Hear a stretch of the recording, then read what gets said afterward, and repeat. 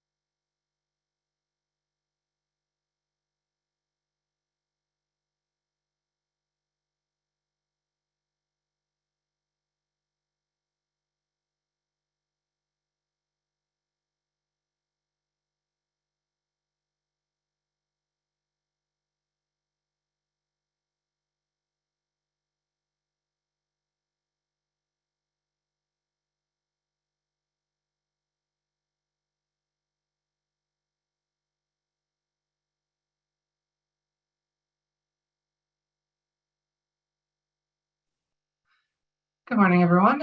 My name is Alexander Chartier. I am Mohawk Wolf Clan of the Bays, Mohawks of the Bays of Quinte. I'm Hamilton born and raised, and I'm Matt grad from 2009.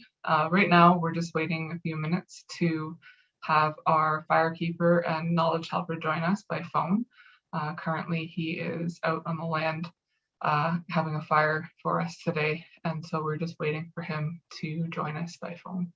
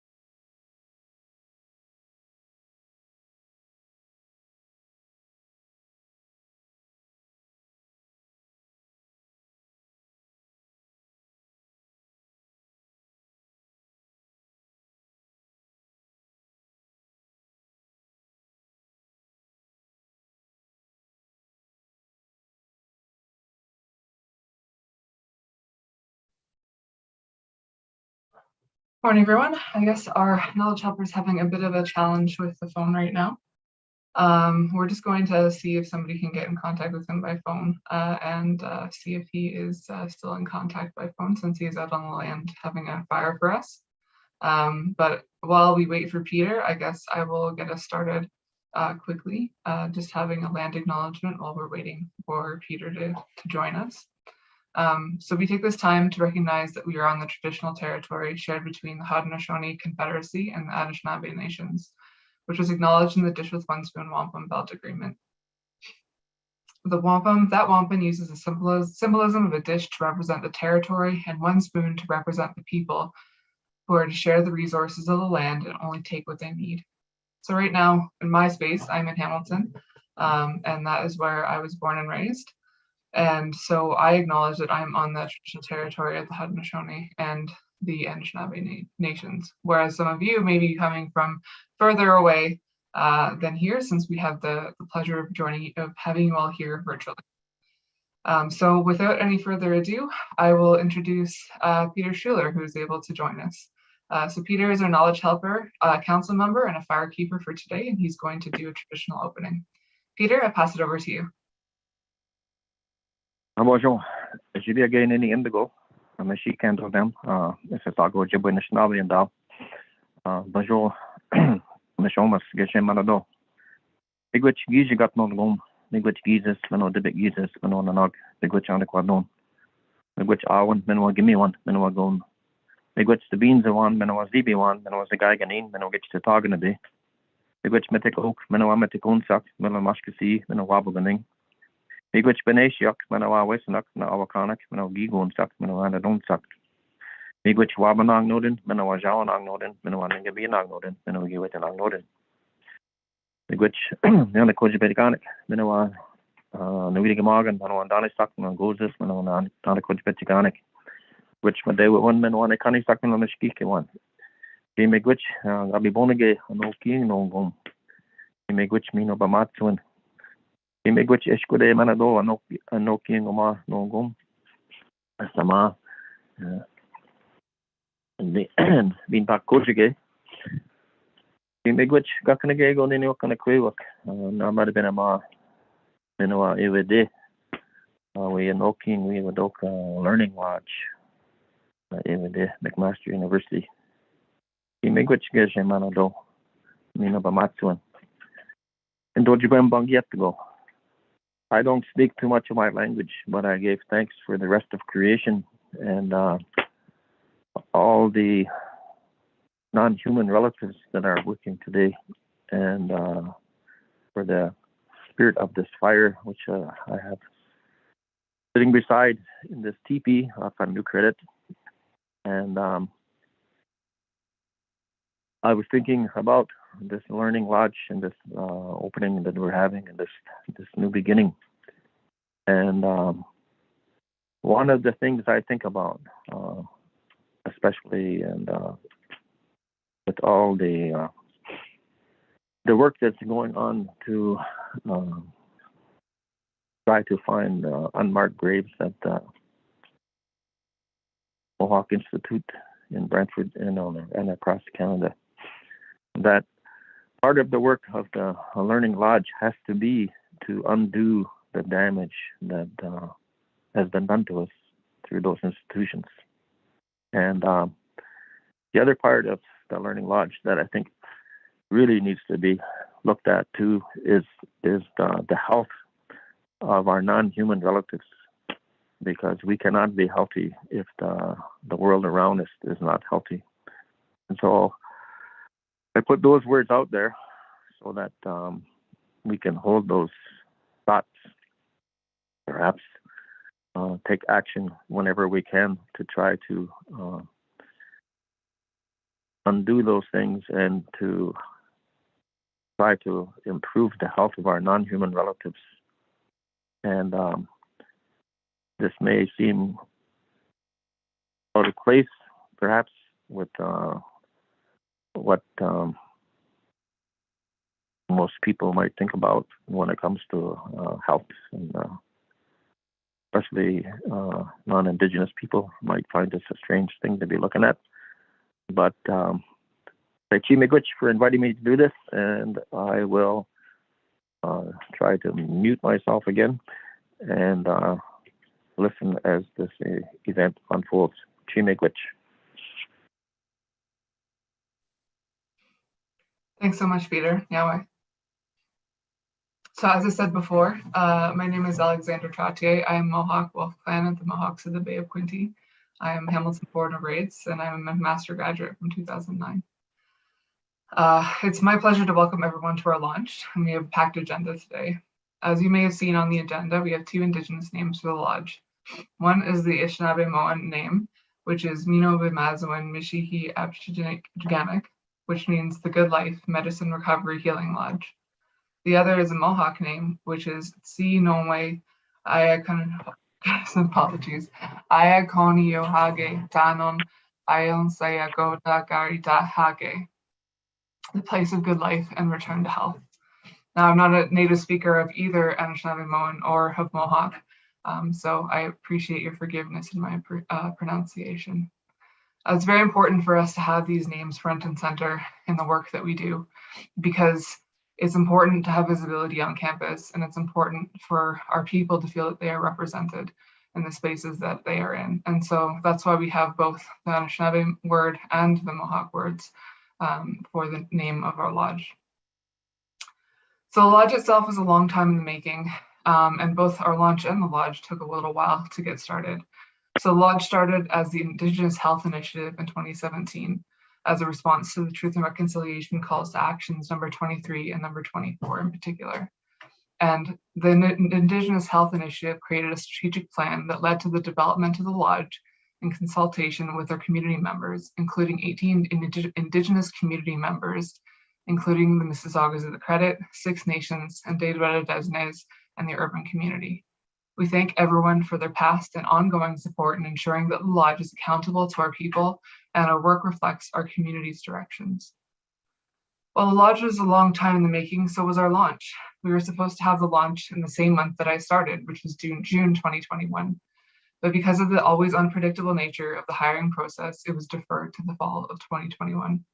Unfortunately, as we all know, COVID hit us with a double whammy of delayed furniture delivery and closures. So we decided that we wanted to host the launch in person in January 22, when hopefully COVID would have cleared up a little bit. As we're all here virtually, we know that this was not possible, and we look forward to having everyone come to our new space in the future and hosting some in-person events such as panels and a live theatrical performance.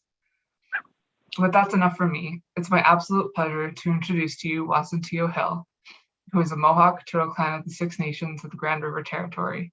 She is a mother of 12 and a grandmother of 17 with a very large extended family. She embodies the concept of traditional practices and that they are a conscientious and necessary part of life. Wasantio has had a lengthy career in Haudenosaunee education that began in 1986 with a calling to work with the youngest children.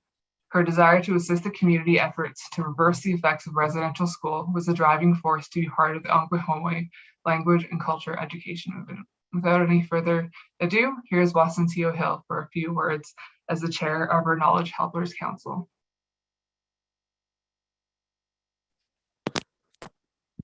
Now for that, Alex. It's quite a special moment today to be here and acknowledge the several years of foundational work done by so many people with so many capacities that have been brought to these people have been brought together for this reason. This is one of the reasons that the Haudenosaunee and the Anishinaabe healthcare providers, both traditional and contemporary, have been brought together to develop ways in which that can express healthcare working side by side, allopathic care and traditional care. We need each other. And my life certainly has demonstrated that with my own health and the health of my children, most particularly my daughter that experienced cancer, and just the many times that we've needed our traditional healthcare and allopathic healthcare. So this can only be a symbol of that allyship that we need to have to express mutual respect of each other's ways to practice healthcare. I have to acknowledge Bernice Downey in the in her special way that she exists on this planet, and the way that she brings human beings together. And she has an eye for skill, and she also has the patience to develop and help others see that skill in themselves. So she's a very special person, and I hope that others come along just like Bernice, that can help others in such a kind, compassionate way to continue to move these efforts forward in our relationship with our healthcare practices. So I'm really honored to see that we have both Anishinaabe and the Mohawk name. Jinue ayagun niguhage danu auza yagodak galidehage. It may sound like a mouthful, but that's just the way Mohawk language is. It's our words are a lot longer than English words, but it also embodies something very important. Being a language teacher that teaches with a cultural foundation, we're always examining language, and there's also a group that sits down and looks at the Haudenosaunee philosophy, and language is always brought into it. And the words chosen for the name of this lodge are very fitting, because it speaks about gunhe. It speaks about our life. And our life is composed of 4 dimensions: the spiritual, the mental, emotional, and the physical. So this word embodies that. And health is very important to us in all those areas, to continue to achieve holistic health. I think that word seems kind of overused, but it's very fitting for Indigenous healthcare. So the name of this lodge it holds a lot of responsibility, and the work that's been done so far, the acceptance of McMaster, that tells me that we're going to be able to achieve this relationship of mutual respect and co-working and coexisting together. So I'm very hopeful to see Indigenous knowledge and Indigenous healthcare accepted on many different levels throughout the university by influence of this lodge. So I'll leave that there with my hope, my honor, my mutual respect. I'll leave that with you. And I'll introduce our next speaker, who is Dr. Ferrer, President and Vice Chancellor of McMaster University. Thank you. I'm delighted to join you today for the opening of the Indigenous Learning Lodge.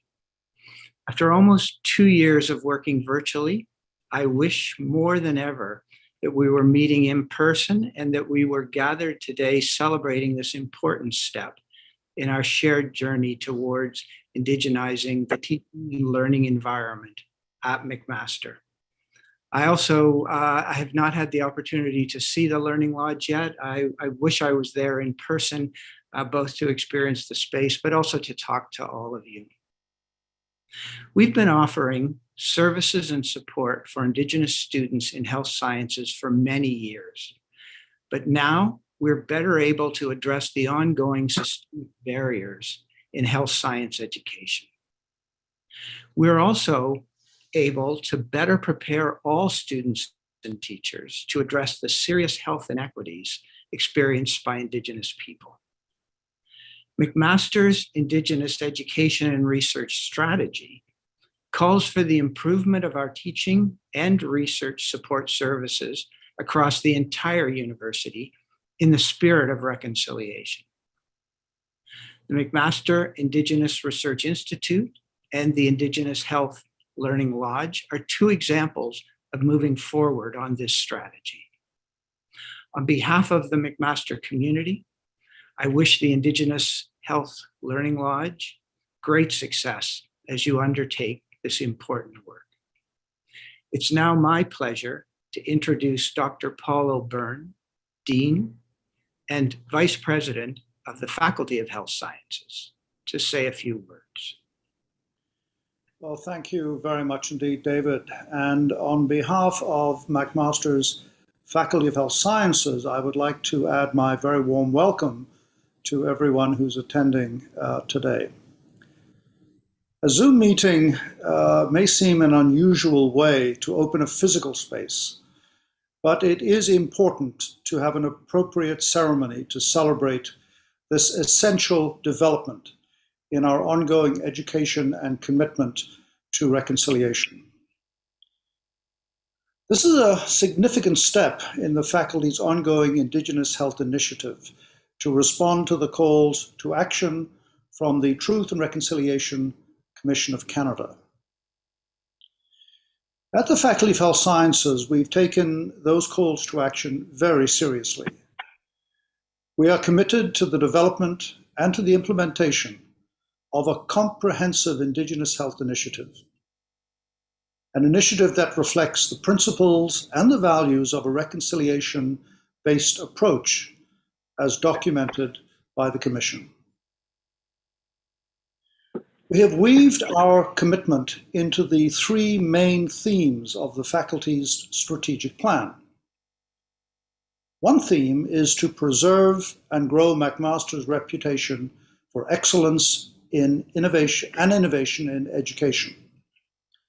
We have the goal to promote excellence in Indigenous health education, ensuring inclusion of diverse Indigenous knowledge and worldviews, and addressing systemic barriers for Indigenous learners.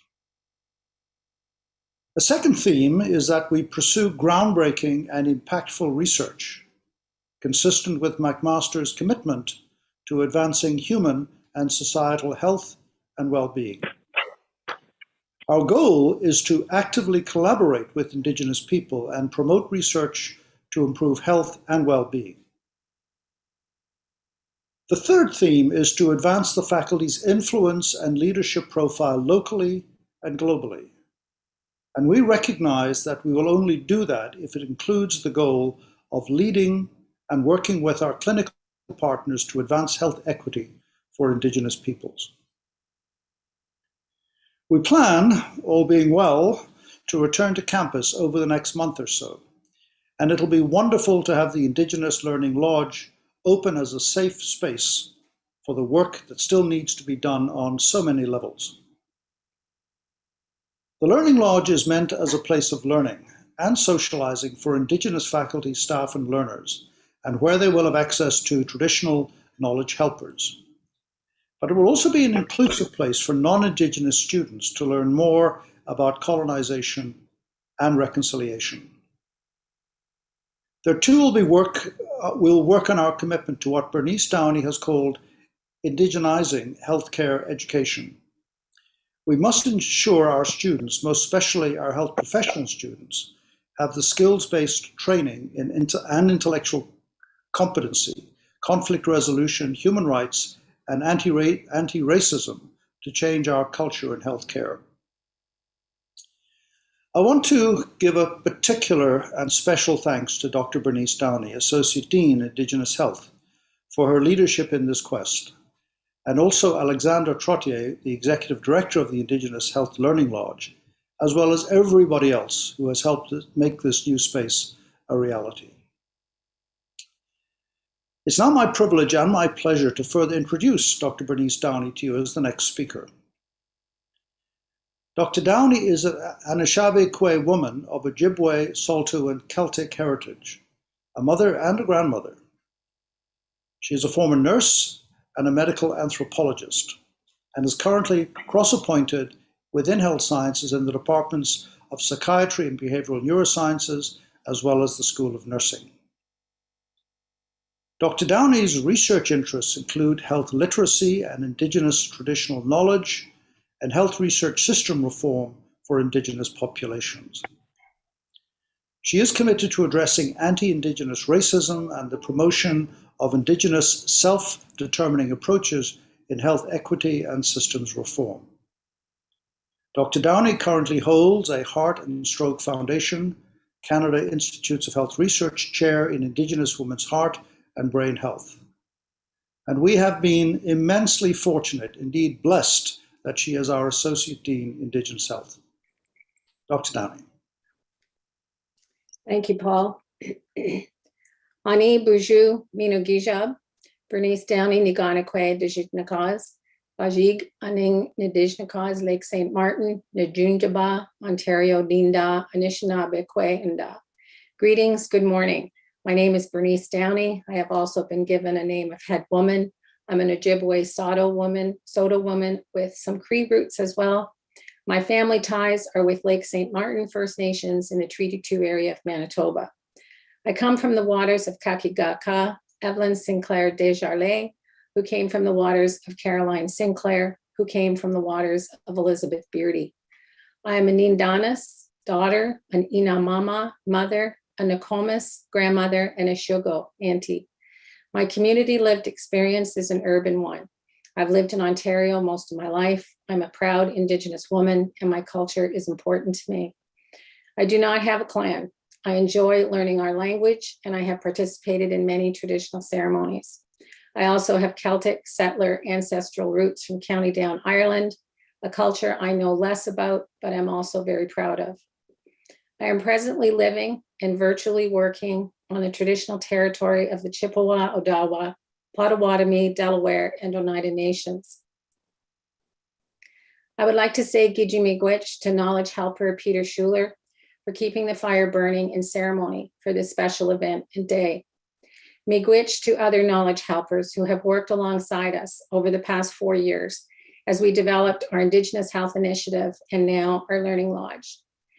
Miigwech to other knowledge helpers as well, including Shelley Burnham, Jai King Green, Wasantio Deneen Hill, Elva Jameson, George Johnson, Valerie King, Renee Thomas Hill, Carol Jacobs, Bertha Skye, Mian Gun Henry, and Jackie Labonte.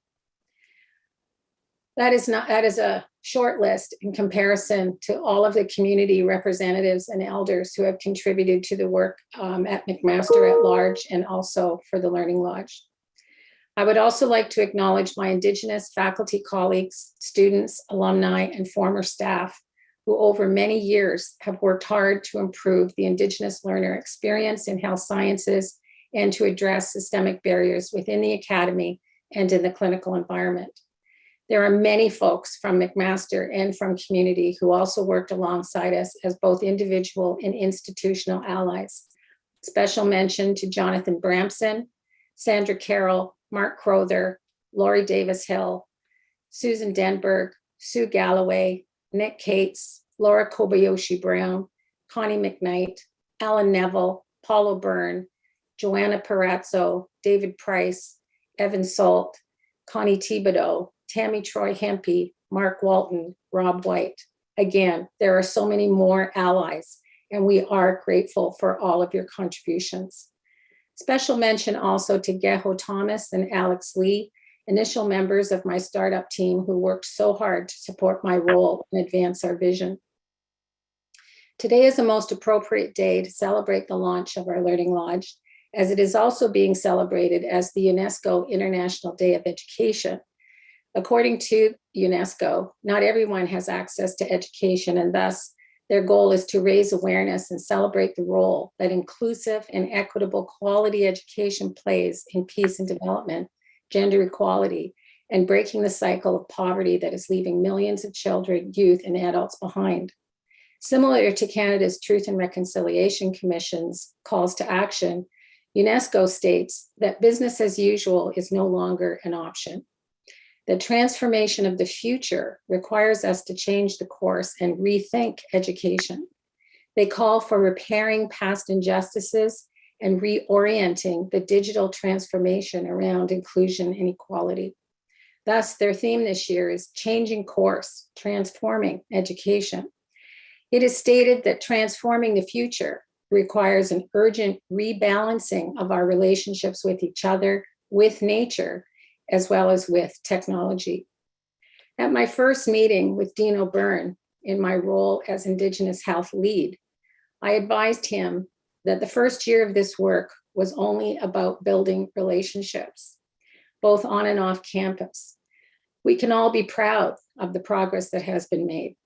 This relational approach is key to our work within the Lodge and is keeping with the spirit and intent of the Truth and Reconciliation Commission calls to action, more specifically, the call out to medical and nursing schools to address serious health inequities of Indigenous peoples, graduate more Indigenous healthcare practitioners, and train non-Indigenous health professionals.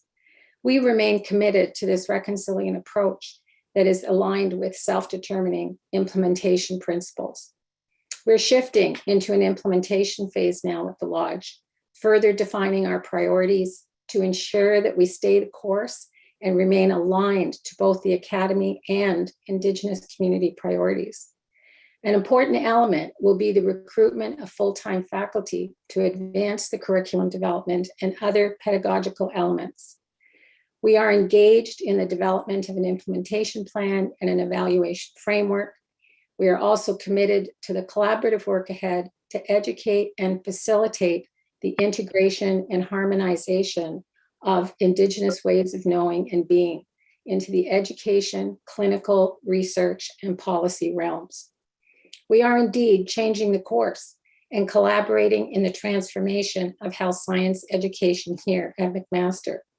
I am truly grateful to have played a role in this important work. In closing, I quote Justice Murray Sinclair: "The road we travel is equal in importance to the destination we seek. There are no shortcuts. When it comes to truth and reconciliation, we are forced to go the distance." Gigi Miigwech.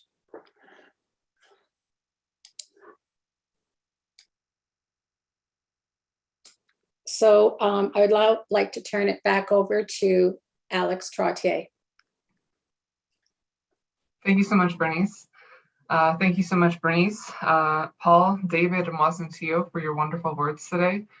It really warms my heart to hear all of the wonderful things that we have planned and all of the wonderful things that have led to our opening and launch. And further to that thought, we will continue today's presentation to start to honor those who have been a part of the Lodge and who have done amazing things for the work of Indigenous health and Indigenous cultural safety. And so first we'd like to bring forward Susan Denberg to speak about Karen Hill's contributions. Thank you very much, Alex. It's my distinct pleasure to introduce and honor Karen Hill, although she needs no formal introduction with this audience. Karen kindly provided me with a rich biographic sketch that exemplifies the holistic approach to life that she adopts and models. Gala Naowe, Dr. Karen Hill, is a Mohawk physician from 6 nations of the Grand River Territory. She is the mother of 2 sons and stepmother to 5 daughters, and currently has 10 grandchildren and 1 great-grandson. She completed medical school in 2003 and family medicine residency in 2005, both from McMaster University. Her passion is to see traditional Indigenous knowledge return to the center of life and healthcare for Indigenous people across Canada. This vision led her to co-create a collaborative practice with traditional medicine practitioners at Six Nations called Judith's Place, followed by developing the Aunties Dandelion Media and Research Center. In 2015, Karen became the first recipient of the Thomas Dignan Award for Indigenous Health, conferred by the Royal College of Physicians and Surgeons. In the same year, she also received the College of Family Physicians Excellence Award for leading the way in Indigenous collaborative care in primary practice. Also in 2016, she was honored by McMaster University with a Community Impact Award. Karen's unfailing vision to see Indigenous knowledge and ways come to life in contemporary contexts continues to be foundational in all aspects of life and work. Her most recent endeavor is building an off-grid home on the Six Nations of the Grand River Territory, where she will cultivate traditional foods and plant medicine. She continues to practice consultative medicine at Six Nations and works with her colleague, Dr. Amy Montour, another honoree today, in the Indigenous Health Service at the Brantford General Hospital.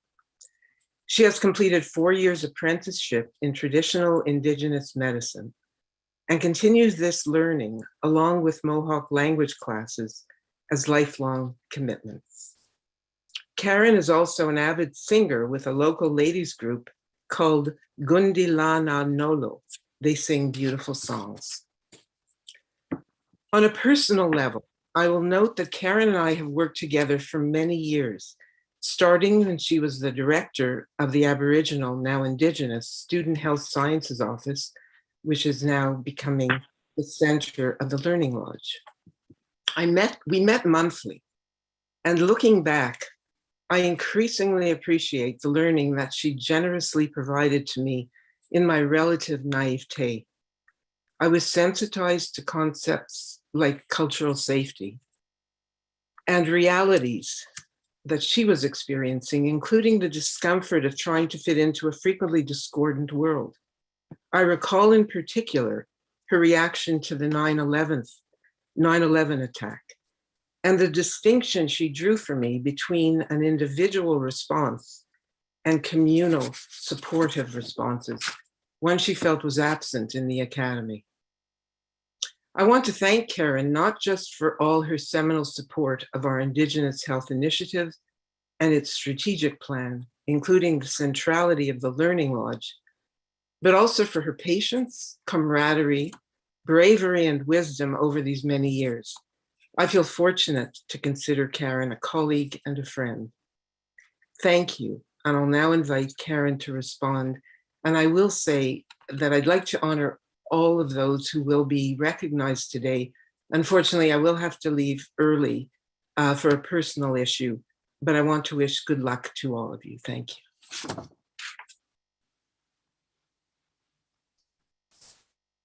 Onyawagoa Susan, Watkunualado to you and to everybody on the call today. I just want to say thank you to everybody, because for me, when I think about this day, it's been a long time coming. I often say in meetings, I remember in 1994 when we had this conversation, because I started doing this work many years ago when I was still, before I was a physician, and I was still working in the community at the Six Nations Polytechnic. So, it's good to see a lot of the things that we talked about back then with many of our chiefs and elders that are past now, to see some of these things come to fruition, like the Indigenous Health Learning Lodge. And it has been a long road, and it has tried my patience for sure. But, taking the lessons from my mother, who, always said, this isn't personal. It isn't about me. It's about the bigger picture. And the work that we're doing here is the work of the Creator. It's the work that all of us are doing, as we find those places and ways to come together,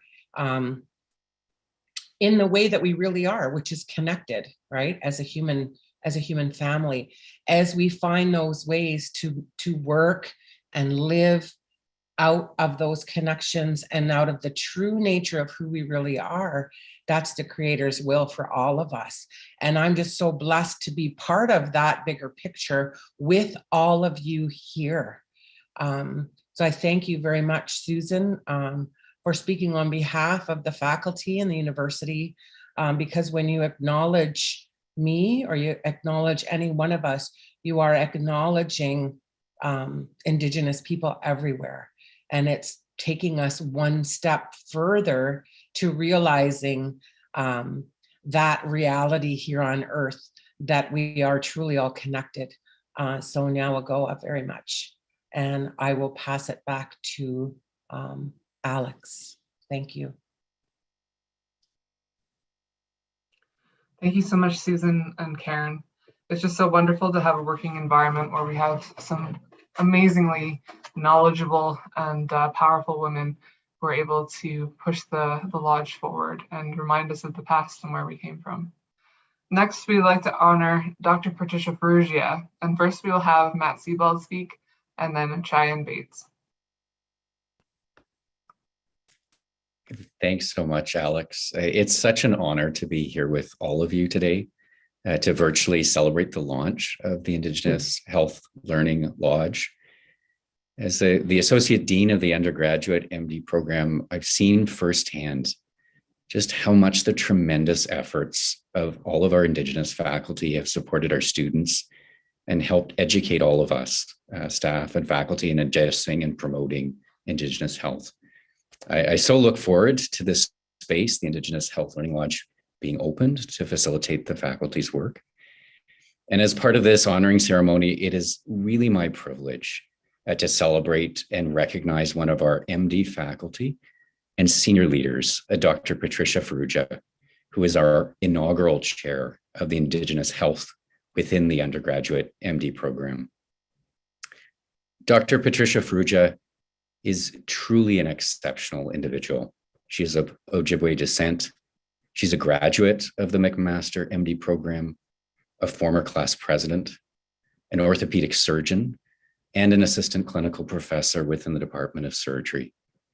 Dr. Farruga has built a long-standing relationship with the undergraduate MD education program since she graduated. She's held so many roles: clinical skills facilitator, problem-based learning tutor, integration foundation planner. And even in addition to her current role, chair of Indigenous Health, she's also the director of one of our 5 pre-clerkship foundations, the Integration Foundation Unit. As our inaugural chair of Indigenous Health, Dr. Farruga has taken on such a vital role within our MD program, a role that she played an enormous part in shaping. Also, a role that plays an enormous part of our call to action in the spirit of reconciliation, now more important than ever in light of the events of the last year. As part of that role, Dr. Patricia Farruga chairs the Indigenous Health Curriculum Committee, a committee that oversees the design, management, and evaluation of the Indigenous health curriculum that Dr. Bernice Downey was recognizing. Dr. Farruga has worked tirelessly to advocate for Indigenous issues across our entire MD program, from admissions, student affairs, curriculum assessment, evaluation, accreditation. She's a steadfast student advocate and promoter of Indigenous ways of knowing. So it's so fitting that on behalf of the MD program, I honor Dr. Farruga and extend heartfelt thanks for her leadership, her vision, and her engagement of the MD program. Our program is grateful, Dr. Farruga, and we are privileged to work with you and be guided by you.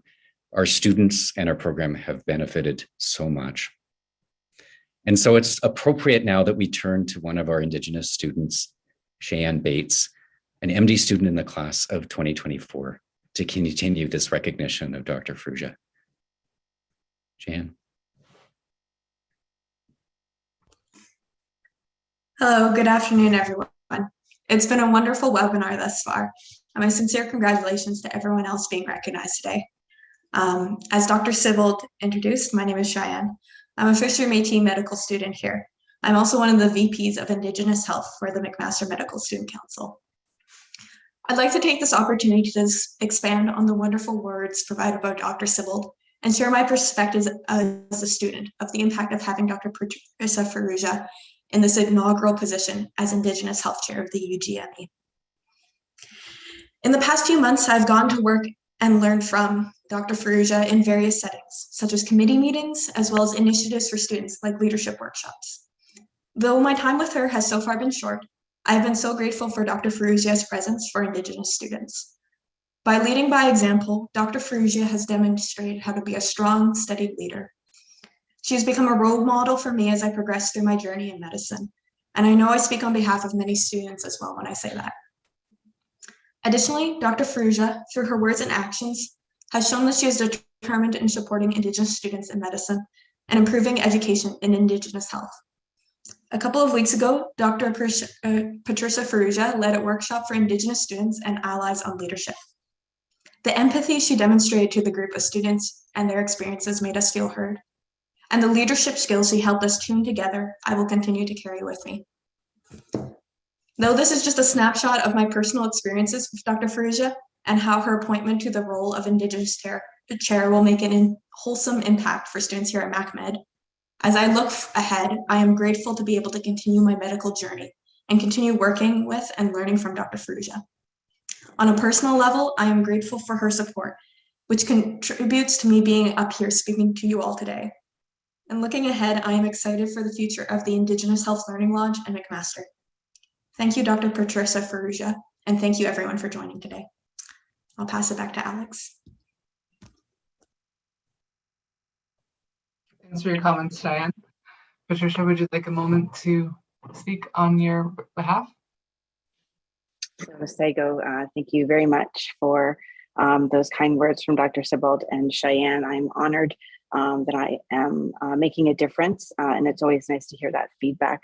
I must acknowledge my ancestors as well as my sisters of strength, especially my mentor, Dr. Karen Hill and Amy Montour, who have led the path for me to develop such amazing leadership skills that I'm able to apply.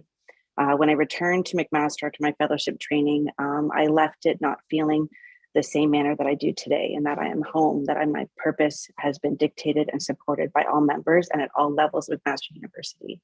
I take great pride in the environment that I've tried to create for medical students. So Cheyenne, your words are very comforting and reassuring to me. And again, it's all about allyship for me. And I feel extremely well supported from my colleague, Dr. Sibbald, who is the definition of an ally in leadership. And I'm grateful. So I remain grateful to everyone here who has worked so hard to make this Learning Lodge, again, a reality that I only dreamed about when I was a medical student, and I'm continuing to see the exciting developments which will occur over the next few years. So, Chimigwach. Thanks, Patricia.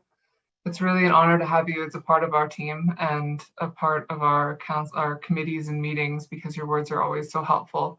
I know it's been great having you as an ally within the program, and I know that I speak for many students in saying that you're a fantastic ally and a fantastic support for so many people in our community. Next on our list of honoring is Dr. Thomas Dignan. So we will hear from Dr. Karen Hill and from Heather Dignan. Sego Are, hello again. Yes, I'm truly grateful to be able to honor Dr. Thomas Dignan today. Dr. Tom, as we all called him, passed in early January of last year, I believe it was. You know, I first met Tom at an Indigenous Physicians Association meeting back when I was just, I think, in my second year of med school. And I had heard about him through one of the other Indigenous physicians. And I remember when I met Tom, he seemed to be very angry all the time and very gruff. But I learned very quickly I just gravitated towards him, you know, and I just learned very quickly by talking to him that it wasn't anger at all, that what he had was a very deep compassion for Indigenous people, for our people. And Tom himself is Mohawk Turtle Clan, as I am. And, you know, he just always talked with such, I would say, authority about what his vision was for Indigenous people in Canada, and equity. He talked a lot about equity in terms of health outcomes for Indigenous people, equity in terms of the determinants of health, and those things that the greater population in Canada, you know, really take for granted, like clean water and housing, appropriate education. Those were the things that he was so, you know, passionate about. And I would see him at meetings, you know, talking about, you know, Indigenous people and the inequities that he saw. And he just was able to command an audience when he spoke. And because he just never would accept anything less than what he expected. If a response came that was anything less, he would just say, nope, that won't do. You're not hearing what I'm saying. And he would speak, and he would say that. And he was also very funny. Him and I always would be the bad kids sitting at the back of the meeting room with Barry LaValle, laughing and talking and drawing pictures, and like the bad kids in a classroom. But he also had a sense of fun and a sense of humor about him. And one of the things that I really learned from Dr. Tom was to stand up, was just to stand up and speak out the vision that I was given as well, and what brought me into medical school, to honor our own gifts, honor my gifts, because that's how he moved forward. He honored the vision that he saw. He honored the gifts that he had, and he honored his relationships. After he passed, I learned that he would just call up, you know, so the Minister of Health and say, hey, what are you doing on a Saturday night? And talk about some of the things that he saw and that he was witnessing.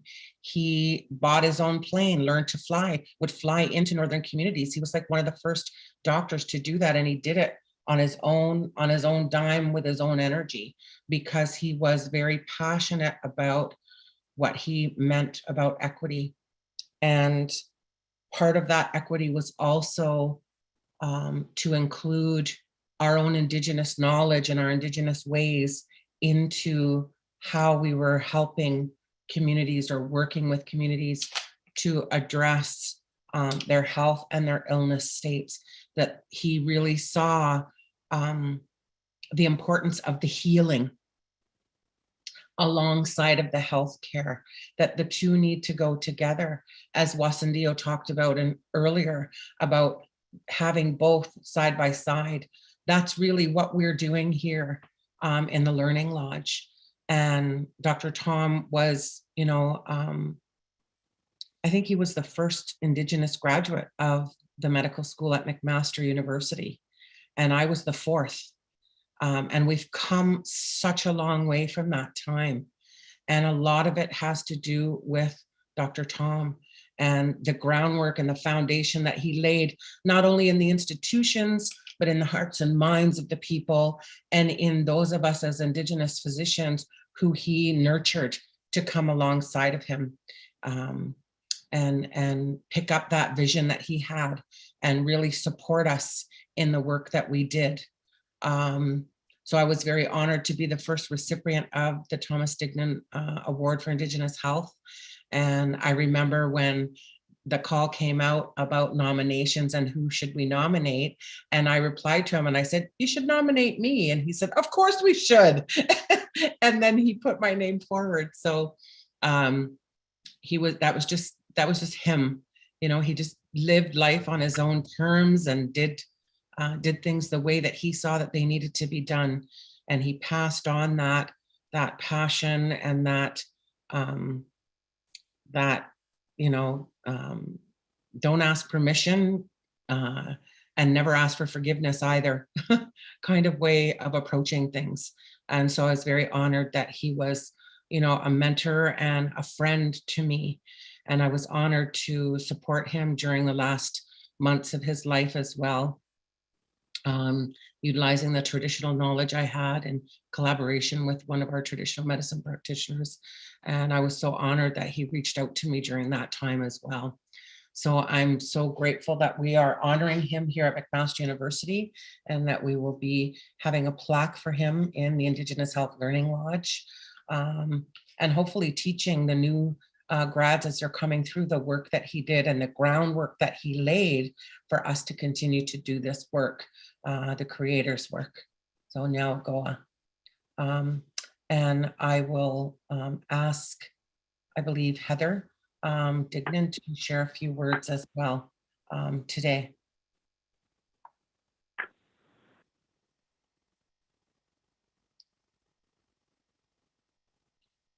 Heather.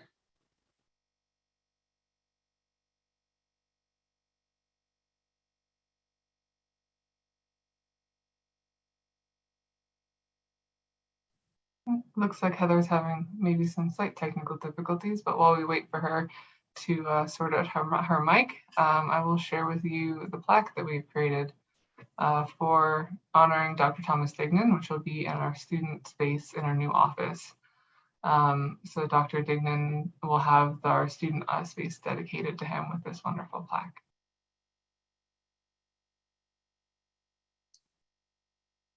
Very nice.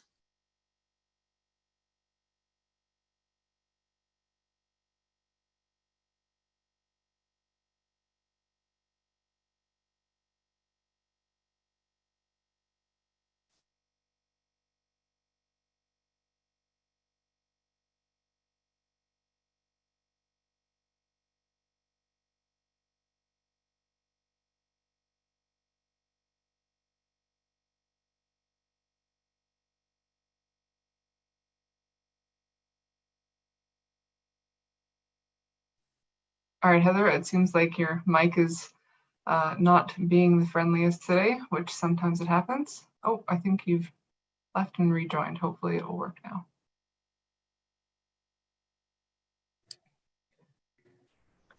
Hi, good afternoon. Sorry about that. I'm hoping that you can see me now. Yes, we can. Thanks so much, Heather. Okay. I apologize about that. This whole technology thing, I'm still getting the hang of it. I would like to thank everybody here who's joined us today. All the honorees are amazingly wonderful. I have had the pleasure of meeting Dr. Karen Hill. She's an amazing woman and a trailblazer in her own right. It's absolutely fantastic. She has said a lot of the things that I would have liked to say about my father. And yes, Karen, he was the first Indigenous graduate of McMaster Medical School. He was a lifelong learner. He was learning it up to the end. And he would be proud, immensely proud, to see his alma mater has come so far and has opened the Indigenous Health Learning Lodge for Indigenous students and allowing them to have a safe place to learn and share and congregate, as well as for any other students who would like to come and learn about our history, knowledge, and background. He is a wonderful person, and I'm proud to call Thomas Dignan my father. And I would like to thank all of you on behalf of the Dignan family, my mother, Cheryl Dignan, my father's sisters, Helen and Anita, his granddaughter, Lauren, and our extended family are very thrilled, pleased, and honored to have my father recognized. And I wish the Faculty of Health Sciences at McMaster and the Indigenous Health Learning Lodge much success in the future. And I look forward to coming to see the Learning Lodge in the near future. Thank you to everyone. Miigwech. Thank you so much for those words, Heather. I only wish I could have met Dr. Tom. He seems like he was an absolutely wonderful man. We're also excited to have his daughter Lauren on the call today, and I think some of the other Dignan family members here. So we're very happy to see them here. And I'd also like to note that we are also creating a scholarship in Dr. Tom Dignan's honor as well, which is in the works right now. So look forward to more updates on that. Next, and definitely not least, is Dr. Bernice Downey to speak about Dr. Amy Montour, and that will finish up the section of our honoring ceremony. Bernice? Miigwech, Alex, and congratulations to all the honorees today. Beautiful words from both the recipients and from their presenters. I just wanted to say also, Karen, I resonated with your description of Tom's ways. I worked with him when I was the executive director of the Indigenous Nurses Association, and also when I was at the National Aboriginal Health Organization. And Tom would call me at all, it didn't matter the day of the week or what time of the day it was. And often it was just to commiserate, just to talk about something that had happened in the Indigenous health world. And, I used to find it comforting and validating to hear from him. So he is greatly missed. And thank you, Heather, for participating today. So without further ado, I would like to talk about Dr. Amy Montour. Amy is an Oneida woman from the Six Nations of the Grand River Territory. She is a mother and a grandmother, a colleague and a friend. She has completed a Bachelor of Science in Nursing, a Master of Science in Nursing, and a Doctor of Medicine degree, all at McMaster University. Many of us have heard Amy describe herself as a Mac lifer. She works clinically as a palliative care physician and family physician for the elderly. She has been a team physician since the Six Nations Reserve Palliative Care Initiative began in 2013. She is highly regarded by her peers, and she is consulted widely for her expertise. She has made a major contribution within the Faculty of Health Science as a student, alumni, faculty member, leader, and consultant. She was the site director of the Grand Erie Six Nations Center at Brantford General Hospital, a Department of Family Medicine initiative supporting medical residents. She also was the inaugural Indigenous health consultant to the Department of Family Medicine. She led the team in the creation of the department's Indigenous teaching through art program and guiding the integration of culturally safe practices through the McMaster Family Health Team clinics. She is recognized by many as a leader. She was appointed the Regional Indigenous Clinical Lead for Juravinsky Regional Cancer Program and Regional Palliative Care Clinical Co-Lead for the Hamilton, Niagara, Haldeman Brant Local Health Integration Network. More recently, Dr. Montour was appointed as the Interim Chief and Medical Director with the Department of Hospital-Based Medicine and holds clinical and administrative accountability for the divisions of hospital medicine, palliative medicine, Indigenous medicine, geriatric and family medicine, and is a member of their medical advisory committee. She has also received numerous awards and is a much sought after speaker. Dr. Montour is passionate about working in community in spite of many challenges and systemic barriers. She strives to incorporate her Indigenous values and teachings into her clinical practice, drawing on two-eyed seeing principles. She is committed to her patients and families and strives to effect positive change that supports community-based approaches to health, wellness, and palliative care. She emphasizes a relational approach as a key factor in primary care reform towards addressing the unique needs of Indigenous populations. As is often the case for institutional change agents, this work is not without personal hardship at times. However, Amy continues to stay true to her passion and is an inspiration to learners, colleagues, and for those of us working in various roles to indigenize health systems and the Academy. Without further ado, please join me in welcoming Amy for a few words today. Miigwech. Yeah, Bernice, for those kind words. I have to admit that I still giggle inside my head every time I call myself doctor or hear somebody call me doctor, because I will always forever be just Amy. Despite my education and everything I've done, I'm just Amy. But I want to acknowledge a few people who were very important in my educational journey. I want to start off by acknowledging Rick Montour, who has been faculty at McMaster for quite some time. When I was still a high school dropout and a single mom, I had the opportunity to attend a lecture that Rick was leading one evening. And it changed my life forever, because I realized that our people did indeed become professors in universities, and there wasn't anything that we couldn't do. And that was based on his role modeling. Once I entered McMaster University, I also connected with Pat Mandy, who has been an absolutely wonderful mentor for me, who has stuck by me through nursing, through medicine, and through multiple administrative roles, and has just been an absolute amazing resource as an Indigenous woman to have her mentor me.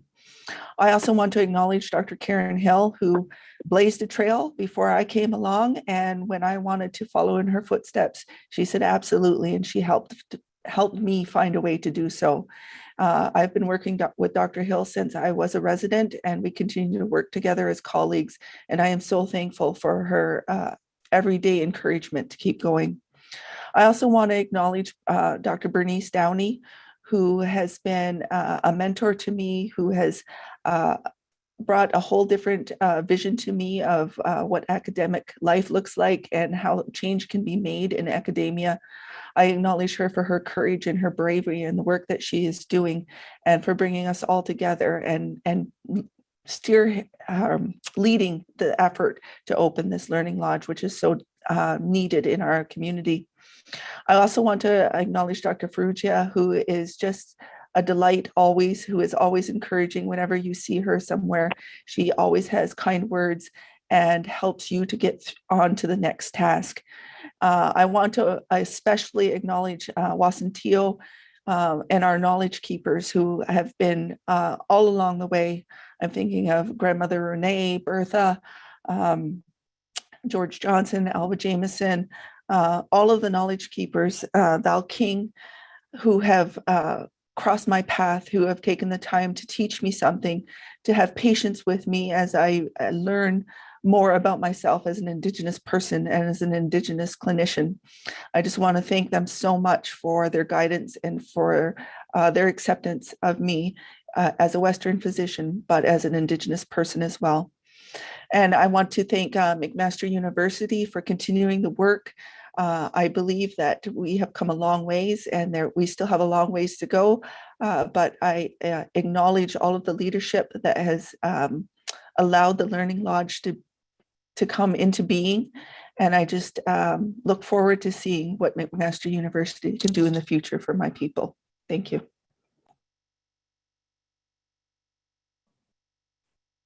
Thank you so much, Amy and Bernice. And I know it's just an incredible privilege to have had to work with you, Amy, and have the couple of conversations that we've had since in the short time since I've started. I'm just always humbled and appreciative of all of the wonderful people that we have associated with the Lodge and working with us to ensure that we have a beautiful, bright future for all Indigenous people who are interacting with the healthcare system. So that is the end of our honoring ceremony. All of the folks that have been honored today will be receiving a small gift from the Lodge as a token of our respect and appreciation. But now I will introduce to you Santi Smith, who is the Chancellor of McMaster University, to give us a couple of words about our launch and our new space. Santi? Sego, Sewaguego. Greetings, everyone. Santi Smith, Dignan Yakwa, Nyungyats, Gaingahaga, Niwagahont Soda, Wakinyakta, Oswega, Nidawageno.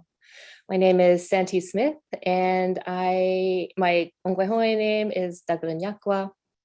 I'm from the Gaingaha Nation, Turtle Clan. And I wanted to say Nyawe for inviting me to be a part of the celebration. It's an honor to hear all the accomplishments of the Indigenous Learning Lodge team and everyone who we've honored at this time. And Yoyanale, congratulations to the Indigenous Health Learning Lodge for bringing this vision to life, bringing the lodge space into being. Nyawe, Dr. Bernice Downey for your vision and leadership. I'm very excited, filled with optimism about the launch and the upcoming work of the Indigenous Health Learning Lodge.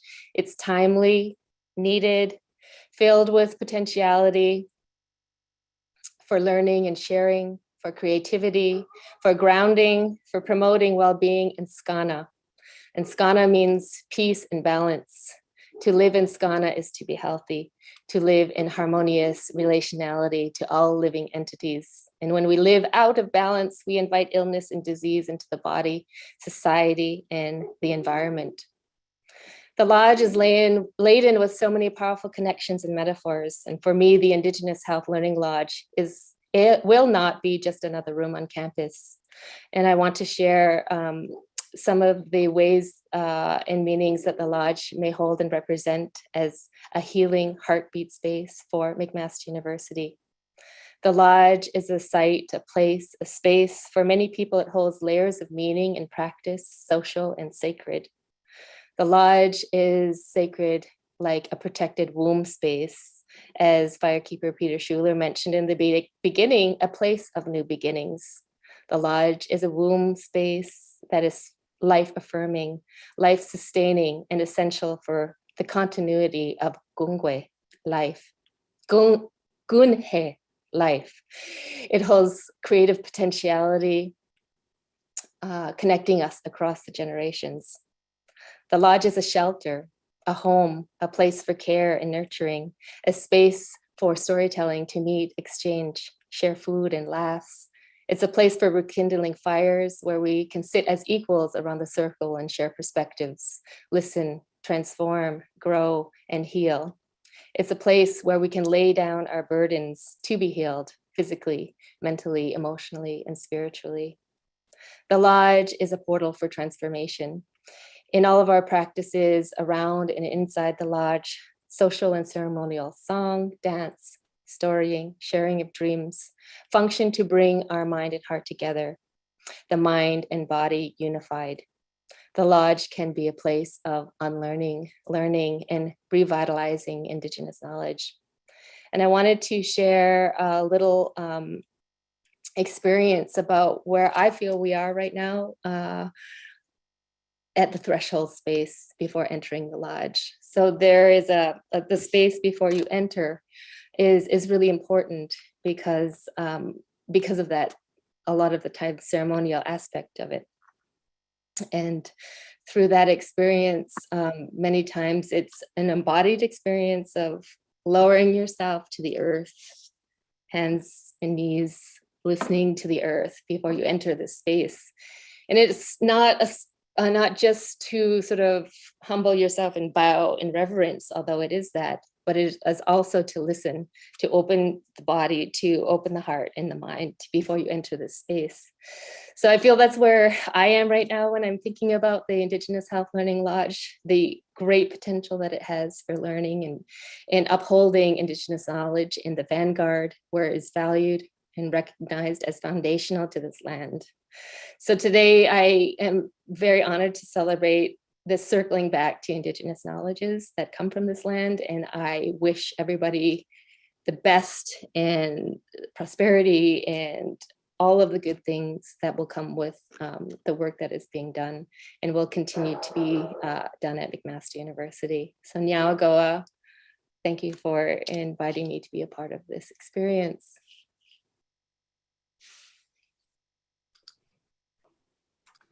Thank you for your wonderful words, Santi. They're greatly appreciated. And moving off of your words, I'm excited to show you a quick virtual tour of our space so that you can have a quick glimpse at what the space looks like. So I will share that now.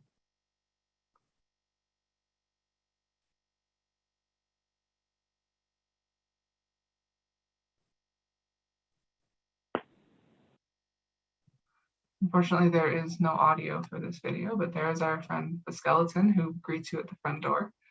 And as previously mentioned, this is the student lounge space that's available for all students to access at any time.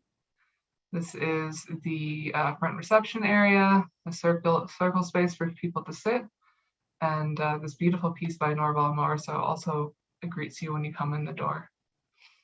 As we move into the space a little bit further, we can see on the left here, there's our kitchen space. We're still waiting for a fridge, as I mentioned, some COVID delays in some items. And we've got our beautiful live edge wood table right beside our circular lounge space. And thanks so much to the McMaster Museum of Art for providing all of these beautiful pieces that you see here up on our walls. And that's the space. As I said, it was short and very small. Also, I'd like to introduce to you the wonderful rest of our team, who you are most likely to encounter when you come into the Learning Lodge space once we are back open fully. So here we have Taryn DeNova Owl. She is our assistant program coordinator in all things student services. Matt Jocko, who is our program manager. Jennifer Walker, who is in charge of developing our research hub. While she's not technically my staff member, she is in the office on a regular basis, so she has an office space there. Jessica Baskin, who is one of our wonderful admin assistants, and our most recent addition, Samantha Hill, who's also an admin assistant, who will be sitting at that wonderful front desk area at least a few days a week once we're all back in the office on a regular basis. So that is the lodge in a nutshell. And so I would like to invite Val King, Jai King, and who are both Val and Jai King Green, who are both on our Knowledge Helpers Council, to say a few words and also sing with the Manitou Muckwa Singers.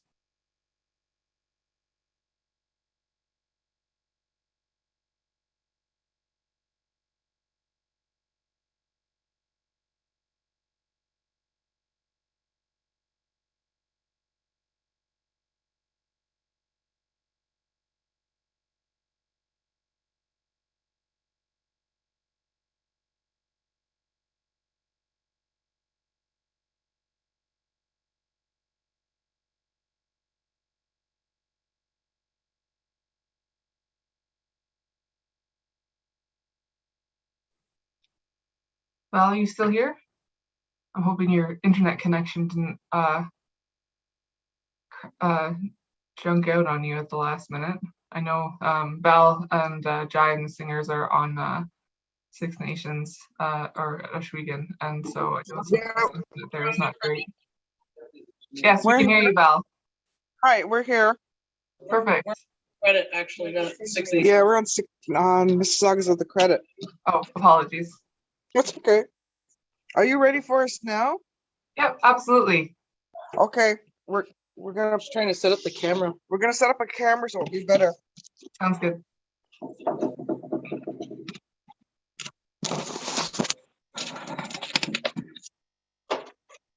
Gonna use yours? What? No, just use your phone. Okay. Just use your phone. Okay. Okay, Maya.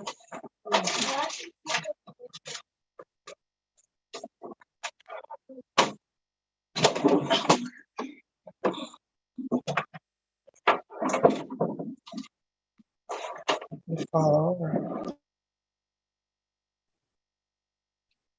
Yeah, so Val and Jai are both really great members of our Knowledge Helpers Council. They attend regularly to provide us insight and updates around the Mississaugas of the Credit opinion. Both are from the Anishinaabe Nation. And so we really appreciate their insight and knowledge. And I know that a couple of times when we were going to be having this event back in the fall, I had reached out to Jai and Val about doing some singing engagements and being like, oh, hey, are you available this date? Oh, sorry, we have to postpone. Oh, are you available this date? Oh, sorry, we have to postpone again. So we're very excited to have them here today to give us some songs.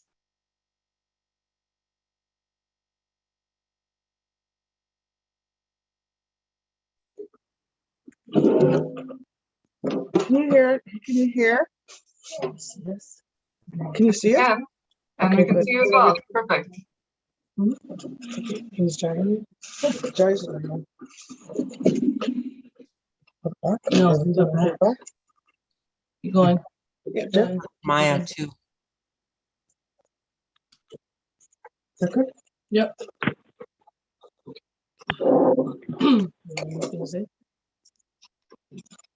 No, I just want to say congratulations on listening as everyone's been being honored for everyone's part, everyone's vision, everyone's words, everyone working together. In the spirit of relationships, of working along. It's really good to see, and I'm excited for us to come together. I've been talking a lot about it in school. I teach a class at McMaster and Laurier, so I expect the students to be like coming to find this place, Gamik, this lodge, this place that's created, and I'm excited as it still continues to unfold and just grow and grow and grow. So we watch for everyone coming together and all the ones still coming.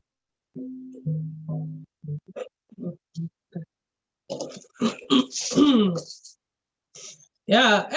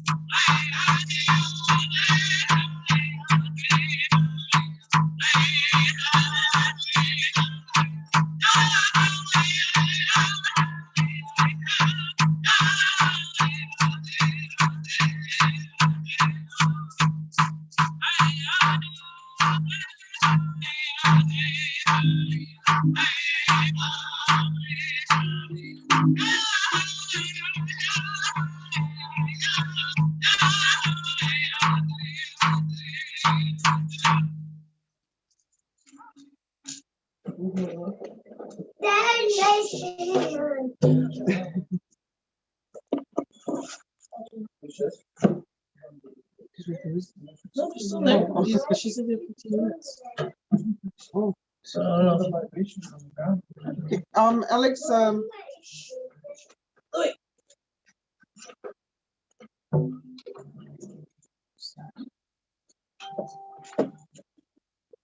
did you want us to sing another one? That would be lovely if you're able to. Yes. So that first song is just almost like coming into that lodge. And as you notice, the second song was like a faster beat, and your body just wants to move so that it's coming into that space. And everything that everybody has talked about, coming into that space and honoring that space, even though we're not physically there. And some of you may be there working in and out of that space and preparing that space until that time is for that to come open for more people to come in. We went to the Parliament buildings in Toronto just last week, and we came there in December also, and they did a big wooden piece of the 7 grandfathers, Anishinaabe grandfathers' teachings, because of our treaty lands are in that area, and they got an artist there. We were the first to ever sing in the house, and that the floor just felt like it was shaking. And when we went back just last week, Maya and I, to take the shoes in, we did a little ceremony to take the shoes in, because they're going to create a space to honor those little ones. And I think it's, like some of the students are always saying, how come we didn't learn? I'm upset. How come I didn't learn about the truth of the people, about history?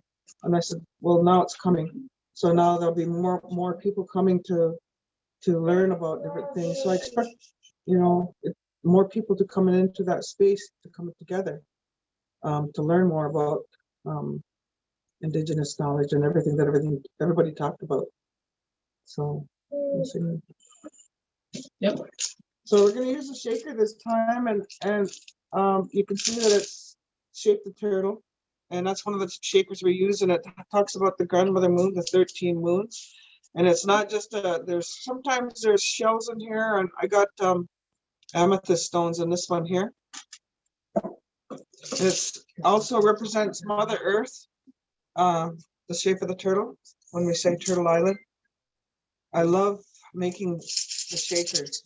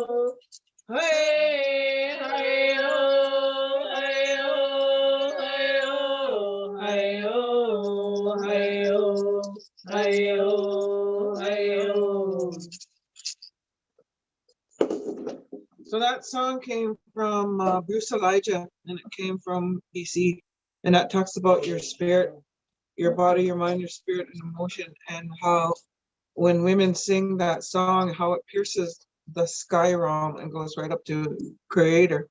And but when they say your spirit is low, that fire is low, this song helps fan it back. So part of our spirit might go over the water, part might go over tall grass, and part might go over the mountain. So when we sing this song, we're calling it back and fanning it so that it shines really bright. So this is one of the songs that sometimes whenever that song is called to sing to help fan that, and everybody that hears that song. When I first heard it, it just felt like they picked me up by the shoulders and just picked me up. And then Bruce said to me at that time, he said, "You can have that song now. You can sing that song." So this was the first song I ever learned and brought back to my community of many, many songs that we teach our community and all over the place now. Sing this song. So miigwech for inviting us, for listening, and for sharing some songs with everybody, and with our relatives, Nindaway Maganaduk, which means all of the flowers that are like behind you, Alex, the beautiful flowers, in honor of this medicine lodge. Bamadzawin, Mishkeke of Jishnak, Kamik. Thank you so much, Val, and for the rest of the Makwa singers today. I truly resonated with the last song you sang, and it definitely lifted my spirits up and feel very refreshed. So thank you for letting us end on such a beautiful note. And I'd like to finally invite Peter Schuler to return to us to do the closing. And once Peter is finished, that will be the end of the webinar today. So I encourage everyone to say goodbye, and I'm sure we'll meet again. I encourage everyone to come and visit us in MDCL 3510. As of February 7th, every day of the week, somebody will be in there, provided no one is off sick. And so we'd be excited to welcome you to the space. So without any further ado, Peter, I pass it back over to you so that you can close this meeting and this ceremony and this launch in a good way. Wow, I hope you can hear me. Yes, we can hear you. Okay, good. Before I do the closing, I just want to say miigwech for asking me to be the firekeeper for this event, and just to point out how surreal it is to be sitting here on Zoom by the fire in a teepee, and all the the traditional things you think about, plus they have this modern technology. And during this time when you were doing your work, I offered the pipe in support of the Learning Lodge and the future and what we might gain from that Learning Lodge, not just for the Indigenous people, but for every person, all humans, and most importantly, all the non-humans as well. So my closings are usually short, so I'll say again, miigwech gaje manado, jibiagay nani amigo. Miigwech mino bamatswin, Chimigwich Gakanagego Niniwakanakwewak, and no king, we would oka Mazokmakwe, and one in the Maganaduk, no Gakanagego Nishnabik. Chimigwich Gajemanado, Ishkode Manado, no king ma. Chimigwich, Ibonage, no king. Chimigwich Gon. Chimigwich Gajemanado, Gakanagego, Aniji Sakman and Ekani Sak, no king Gon. So I gave thanks for everyone sitting and working and to do the work that's ahead, to do the work that's there today. And I gave thanks for that, the winter maker, Sabi Punage, that one who is bringing that snow I see blowing around outside. And it's great to have winter. It's great to have the cold that is supposed to be here at this time. It is great to have some snow and to see all the birds that come a little bit further south to come to the bird feeder and accept that little bit of offering I give to them. And I recognize my non-human relatives and how important they are. And I hope that everyone listening, if they don't do that already, that they will begin to do that. And if you're in a position to feed the birds, feeding the birds will help you. It will help them too. But a lot of times we have at this time of the year, people get sad, get lonely, get depressed. But those birds, if you can have an opportunity to feed them and to watch them and to sit with them, they will help you because your spirit is lonely for all the ones who are sleeping. For all the ones who went south and are enjoying their favorite tree down someplace in South America or Florida, your spirit misses them. And it's good to understand that's what's happening. It's a natural thing that your spirit gets lonely. So don't get depressed. Go feed the birds and listen to them. They'll greet you. They will get all excited. They come out of the trees. They can see you coming. The blue jays will announce that you put food out. Those little birds they will talk to you and give you encouragement. So with that, I'll say Chimigwich again for inviting me to do this. And for the Ishkode Manado, the spirit of the fire that has taken the tobacco, has lit the pipe. And so, Gigawaba Minawa. I will see you again. Hopefully that sometime soon that this COVID will pass and we can get back to coming together in person. So, Chimigwich until that time, and I hope everyone has a good day. And Chimigwich to all the speakers and to the singers. It was good to hear those songs. Chimigwich.